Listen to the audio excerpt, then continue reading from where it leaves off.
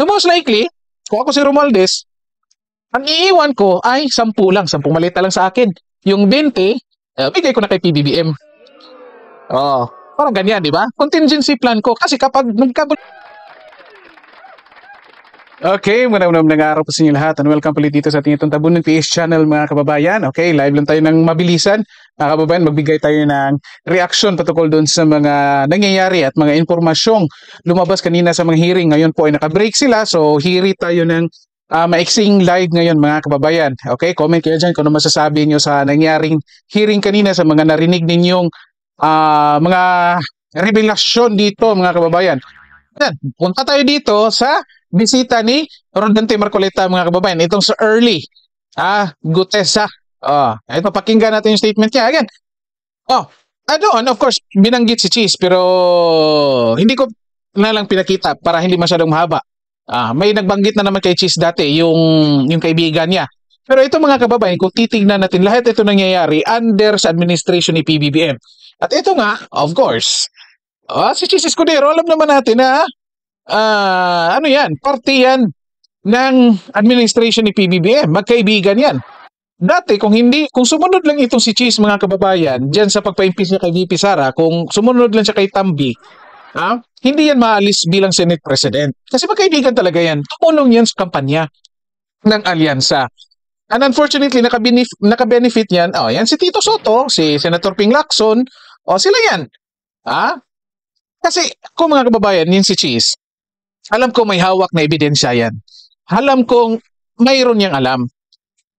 Hindi pa lang niya nilalabas ngayon. Babawi yan si Cheese mga kababayan. Hintay lang tayo. Pero base sa statement dito ni Yusek Bernardo, dumaan pa kasi yan kasi yung issue. Halimbawa, dito kay Binay. Ang problema dito kay Binay, pinadaan sa staff pero sa bahay ni Binay hinatid. Kang Revilla sa bahay din niya hinatid. Andito kay Cheese mga kababayan, iba ang pinadaan. I think contractor yata yung pangalan. Kasi kaibigan niya or hindi naman sinabi pero intended for Cheese. Yan kasi yung problema. Madali kasi yang kontrahin. Madaling i-deny yan kasi yung problema. Dito tayo. Dito tayo again. Pinapakita natin under the nose of the president mga kababayan. Walang silbi yang confidential at intelligence funds ng presidente kung ito lahat nangyayari sa kanyang harapan. Lahat ito nangyayari sa harapan niya. 2022, 2023, 2024, 2025 mga kababayan. Gusto pa nga balikan sa 2016, walang lumalabas. Di ba? Kaya nga pinalitan si Cheese. Akala nila may merong pinagtatakpan. Gusto nila 2016. 2016! Pero itong lahat nangyayari 2025. Ito, pakinggan natin bisita ni Rodante Marcoleta mga kababayan. Makatapos makapanumpa na ngayon sa umiiral na batas ay nagsasaad at naglalahad ng gaya ng mga sumusunod. Ako po ay lumabas upang magsalita sa isyu na ito. Bilang isang dating sundalo, inaalay ko ang aking buhay para sa ating bansa. Sa pagkakataong ito, nagdesisyon akong magsalita at maglabas dahil ayokong maging masama ang kinabukasan ng aking mga anak, apo ko sa darating na panahon. Ayoko pong naririnig ko at napapanood ko sa pagdinig ng Blue Ribbon Committee at ngayon ko po napagdugtong-dugtong yung naging partisipasyon ko po sa anomalya at korupsyon na ginawa at lumalabas sa hearing na ito. Yung palang pera na binubuhat namin at dinideliver mula sa masamang gawain na nagdulot ng baha na ikinamatay ng tao at imbis na gamitin ang pera sa edukasyon, medikal at programa na mapunta lamang pala sa bulsa ng mga politiko. Mabigat po sa akin magsalita dahil may pamilya ako. 4 ang anak ko, nag-aaral pa. May asawa ako at nangangalaga sa aking mga anak at marami akong kasama sa operasyon na may kinalaman sa ibabahagi ko sa inyo. Nagtatrabaho lang po kami ng mga kasama kong sundalo sa Philippine Marines. Huwag sana isipin ng aking mga kasama na nagtatraidor ako. Walang problema, sir. Hindi yan pagtatraidor, sir. Kung sila ang hindi magsasalita, katulad mo, kung kukontrahin ka nila, sila ang traidor ng bayan. Hindi ikaw ang traidor ng bayan. Ikaw nanumpa na magpoprotekta sa bayan. Kaya tama yung ginagawa mo. Okay? Naintindihan namin, nagtatrabaho ka lang doon kasi retired ka na. Wala ka na trabaho, nagtatrabaho ka. Ha? Kaya nga na-appreciate namin itong paglabas mo. Huwag kang matakot, sir. Kaming taong bayan na mismo. Well, hindi ko may papangako mapoprotektahan ka namin mga taong bayan, pero alam ko, naintindihan ng taong bayan ang ginagawa mo. Hindi yan pagtatraidor. Yan ang tandaan mo, sir. Huwag kang matakot. Encourage mo yung ibang mga kasamahan mong marino. Kung may pulis pa at iba, encourage mo rin. Kasi yung pinanumpaan nila ay magsilbi sa bayan, hindi sa politiko. Okay, ito patuloy natin. Samahan dahil pare-parehas kaming may pamilya at gusto lang naman naming ayusin ang kinabukasan ng bawat isa. Wala akong iniisip na kapahamakan para sa kanila pagkos ang gusto ko lang mayayos ang kinabukasan ng bayan at lahat kami. Noong December 5, 2004, nahire ako bilang security consultant sa Ako Bicol Party List or AKB kay Congressman Saldico. At nasimula ng duty ko kay Congressman Saldico. Bawat umaga, nagre-report ako sa BGC, sa Horizon, sa Bonifacio Global City, kung saan nakatira si Kong Saldico. Oh, may address mga kababayan, ha? Tuwing may duty at detailed ako sa basura, it means itong basura, ito yung box ng pera na pinag-uusapan natin sa kasalukuyan. Mr. Gutesa, mag-stick ka lang sa binabasa mo, huwag ka nang nag-a-adlib. Ang ganda ng basura mga kababayan. Ganyan na palang basura kina Saldico mga kababayan. Sana naman ganyan yung basura nating lahat, ha? Anyway, magandang umaga kay Veronica Dabay. Ilan lang talaga yung matino. You are here. Yes, yes ma'am, agree ako. Limited lang talaga. Ito, patuloy natin. Ano yung nandito? Basahin mo lang. Yes, Your Honor. Tuwing may duty detail ako sa basura, pumupunta kami sa 28 Ladybug Corner, Dragonfly, Valle Verde 6, Pasig City. Tagabuhat lang ako ng malita ng basura. Ang ibig sabihin ng basura ay malita na may lamang pera. Basura talaga. Ang ganda ng basura nila mga kababayan. Higit kumulang 48 million pesos. Ang bawat malita ay may post-it na nakadikit na nakasaad kung magkano ang laman ng bawat malita. Tuwing may duty detail sa basura, may pumupunta na tao na magde-deliver ng basura at nire-receive ni John Paul Estrada at Mark Tiksay. Ang mga executive assistant ni Congressman Saldico at sila ang mga detailed sa mga ganyang activities. Ang mga nangyayari kapag duty kami sa basura, kalimitang dinadala sa bahay ni Congressman Saldico sa Valle Verde 6 at tinatanggap naman ni Mark at ni Paul. Ganda ng basura ng Saldico. Pagkatapos naming may baba ang nasabing basura, ipinapasok sa bahay ni Congressman Saldico sa Valle Verde 6 at binibilang ni Mark at ni Paul. Alam ko na ang laman ng malita ay pera sapagkat nakita ko si Paul na binuksan ang malita at inilabas ang laman para bilangin. Ang isang ehemplo na nagdala ng pera ay si Congressman Eric Yap ng AXIS Party List. Nako! 46 na malita ang dala niya sa bahay ni Congressman Saldico sa Valle Verde 6. Pagkatapos mabilang, isinakay namin sa mga sakyang patungo sa Horizon Residence sa Taguig. At dumiretso kami sa basement upang may baba ang nasabing basura. Bago ibaba ang nasabing basura, ito... Merong napuputol sa binabasa mo eh. Huwag kang magmadali. Huwag kang magmadali. Nako mga kababayan, ha? AXIS Party List mga kababayan. I think yung mga Tulfo yan, ha? Hindi ko makita na... Chairperson yan, Erwin Tulfo mga kababayan. Present, ha? Erwin Tulfo, present yan mga kababayan sa AXIS Party List. At yung nakita ni... habang nag-aayos mga kababayan, nakita niya na nagdi-deliver sa bahay ni Saldico. Pagkatapos, mabilang ang sinasakay namin sa mga sakyang patungo sa Horizon Residence Taguig. Pagdating sa Horizon Residence, dumidiretso kami sa basement upang may baba ang nasabing basura at dalhin sa unit ni Congressman Saldico sa 56th floor sa nasabing lugar kung saan siya nakatira. Bago ibaba ang nasabing basura, ito ay bawas na. Halimbawa, nag-akyat kami ng 46 na malita. Ibababa lamang namin ay 35 malita para i-deliver sa bahay ni House Speaker Martin Romualdez sa 42 McKinley Street, Taguig. Ang 11 11 malita ay naiwan sa taas ng 56th floor sa Horizon Residence. Ang laki siguro ng bahay niya, mga kababayan. Tatlong beses ako mismo ang nag-deliver ng basura sa bahay ni Congressman Saldico sa Horizon Residence at sa mga bahay ni Speaker Romualdez sa 42 Mackenzie Street, Taguig. Naku, may address, mga kababayan.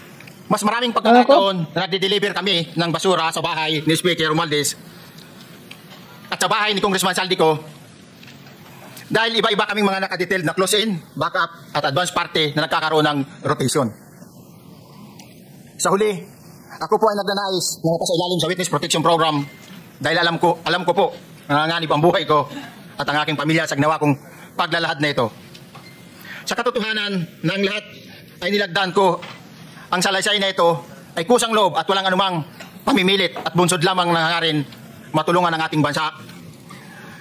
Ito po ay nilagdaan ko. Your Honor. Thank you, Orly. Okay, stop na muna natin dyan, mga kababayan. Ito, pag-usapan natin, ha. Ito, malapit na tayo, mga kababayan. Again, kung hindi si Tambi dito ang last person, mga kababayan, kasi ako personally, again, to, kay PBBM, benefit of the doubt. Bigyan natin benefit of the doubt si PBBM, mga kababayan. Assuming wala siyang kinalaman dito, most likely, last person ito si Martin Romualdez. Okay? Last person ito. Ang problema dito, mga kababayan, nagiging issue dito, lahat ito nangyayari under President Bongbong Marcos. Pangalawa, lahat ng ito pinipirmahan ni President Bongbong Marcos. So dito natin, may kulang pa rin, mga kababayan, missing link pa rin, mayroon pa rin tayong katanungan dito.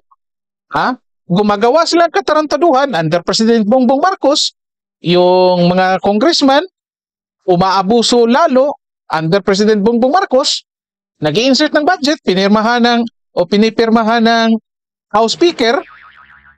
Meron pa rin tanong.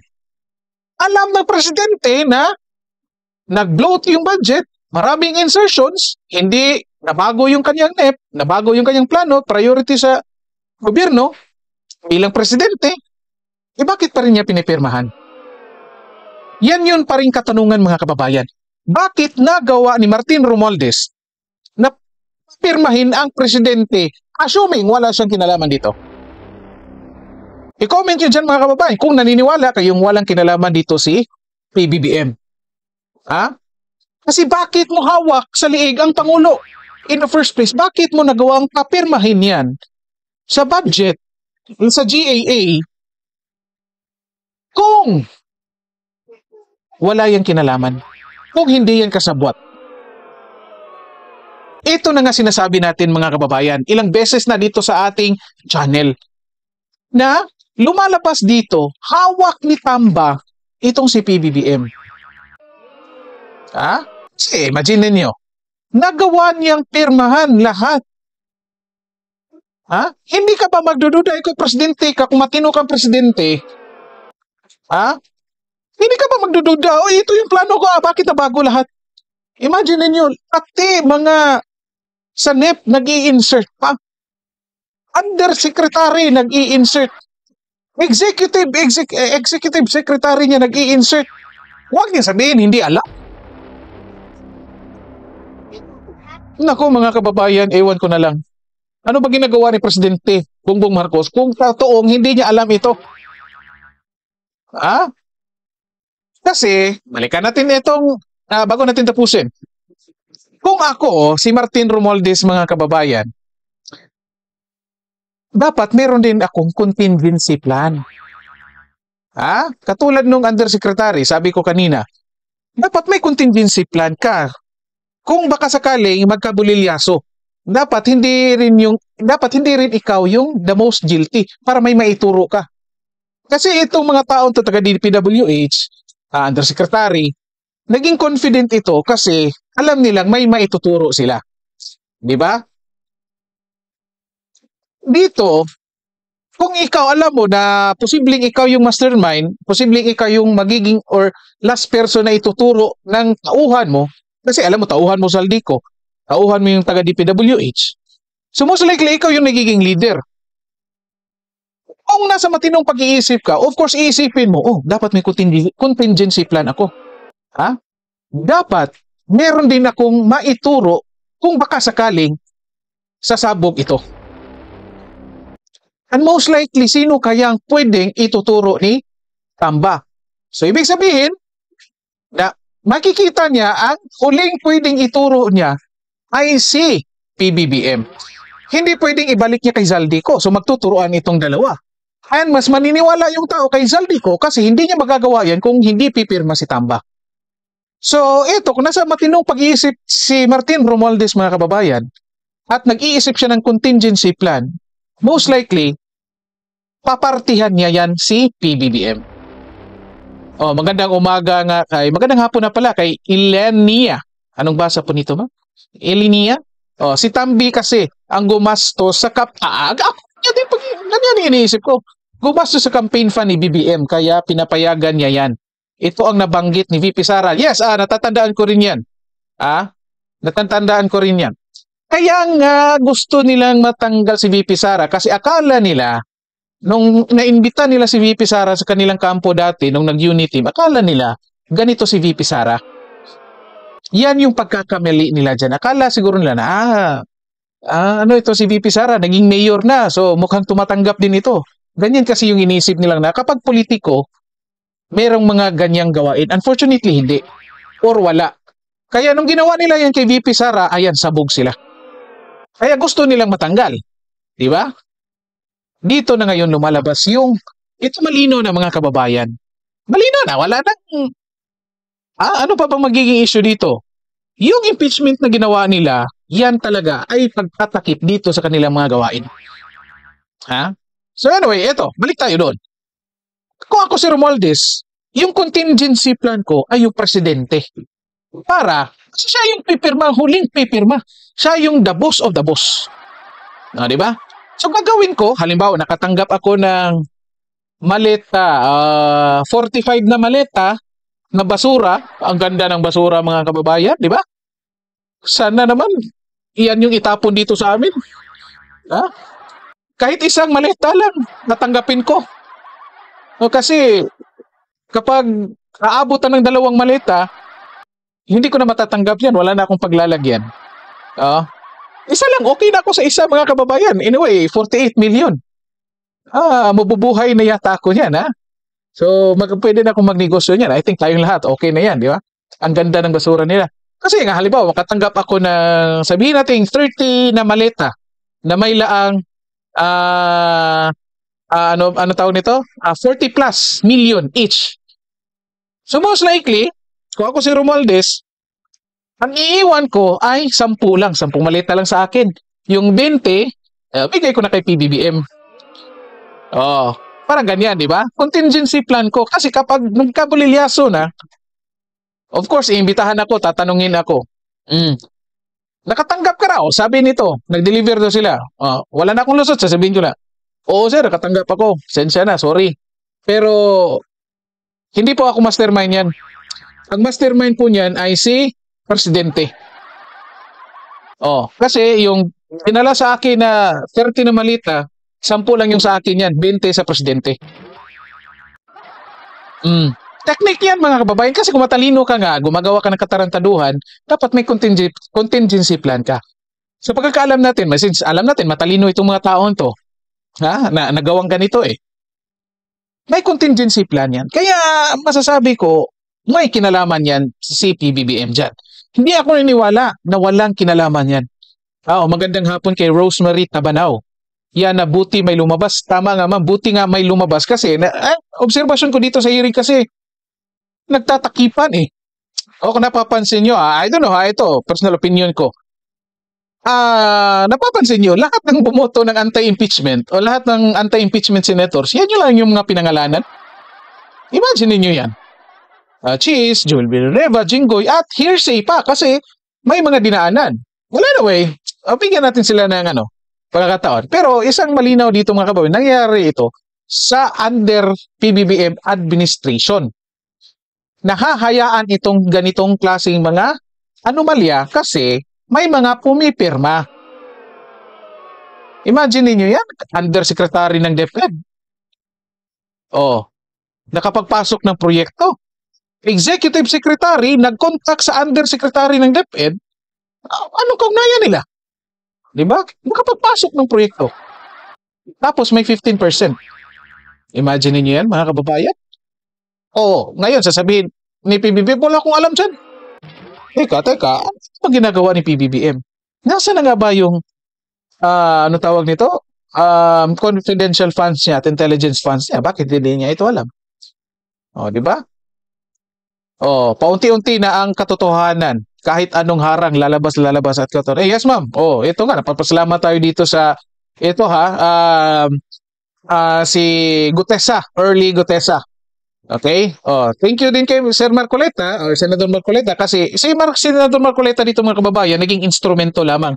Mukhang sa lahat diyan ang pinagkatitiwalaan ng taong to ay si Senador Marcoleta.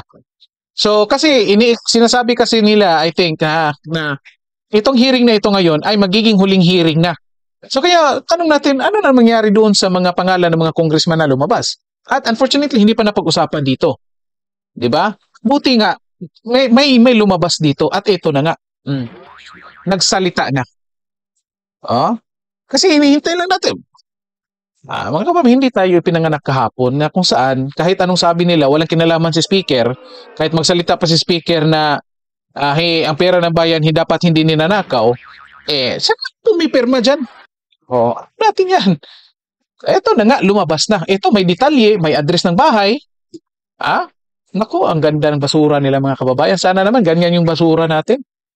Oh, sa amin, basura talaga eh. Isang araw hindi mo matapon. Ang sobrang baho na eh. Oh, di ba? Sa kanila, kahit hindi mo itapon, mabango pa rin. Oh, sana naman ganyan yung basura natin. Well, anyway, so I think nag-continue na yung hearing. So, balikan natin mga kababayan. Check natin kung ano pa pwede natin pag-usapan doon. Na ito lang inuna ko kasi mahalaga ito. Pinapakita dito sa atin, bago natin tapusin na, pinapakita sa atin buong Pilipinas, buong mundo. Kasi live stream ito, makikita ng lahat na yung presidente natin sobrang tanga. Sorry sa kay PBBM. Sorry sa mga followers ni PBBM. Sorry. Kasi ito talaga ang pinapakita dito. Klarong-klaro. Nangyari under his watch. Siyang pumirma. Siya ang huling pumipirma. Inaalaw niya ito. Okay, so again, huwag kalimutan, live po tayo ngayon. Comment po kayo. Paki-like po and share ng videos natin. Then paki-subscribe na rin po sa ating channel. Okay, maraming salamat lahat at magandang araw po sa inyo.